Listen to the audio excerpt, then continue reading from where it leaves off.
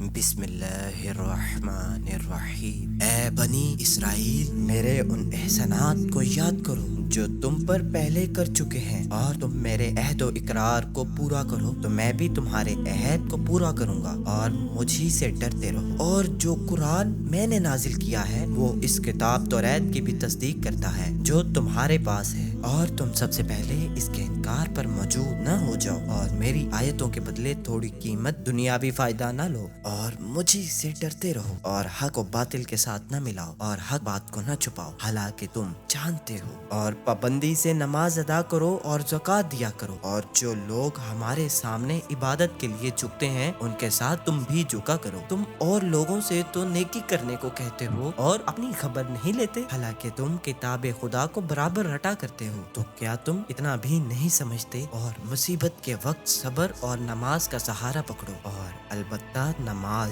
दोबर तो है मगर खाकसारों पर नहीं, जो बखूबी जानते हैं कि वो अपने परवरदिगार की बारगाह में हाजिर होंगे और जरूर उसी की तरफ लौटाए जाएंगे। ए बनी इसराइल, मेरी उन नेमतों को याद करो जो मैंने तुम्हें दी, और ये भी तो सोचो कि हमने तुमको सारे जहां के लोगों से बढ़ा दिया, और उस दिन से डरो कि जिस दिन कोई शख्स किसी की तरफ ना फिदिया होगा, और ना उसकी तरफ से कोई सिफारिश मानी जाएगी, और ना उसका कोई मुआवजा लिया जाएगा, और ना वो मदद पहुंचाए जाएंगे।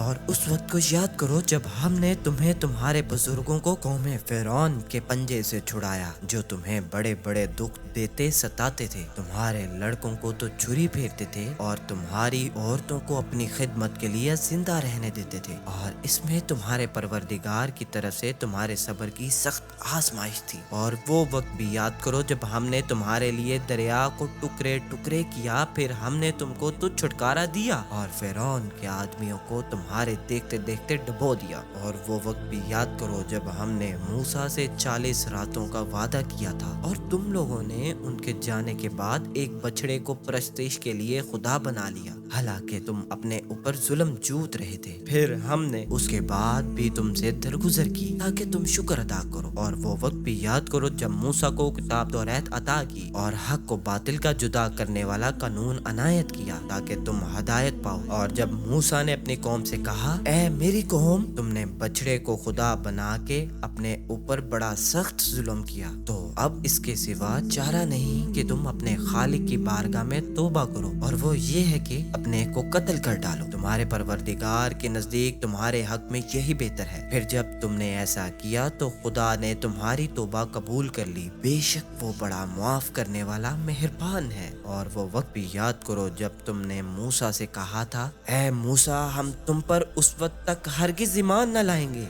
जब तक हम खुदा को जाहिर बजाहिर न देख लें। उस पर तुम्हें बिजली ने ले डाला और तुम तकते ही रह गए। फिर तुम्हें तुम्हारे मरने के बाद हमने जुला उठाया ताकि तुम शुक्र करो, और हमने तुम पर अब्र का साया किया और तुम पर मनसलवा उतारा। ये भी तो कह दिया था कि जो सुथरी नफीस रोजियां तुम्हें दी उन्हें शौक से खाओ। और उन लोगों ने हमारा तो कुछ बिगाड़ा नहीं मगर अपनी ही जानों पर सितम ढाते रहे।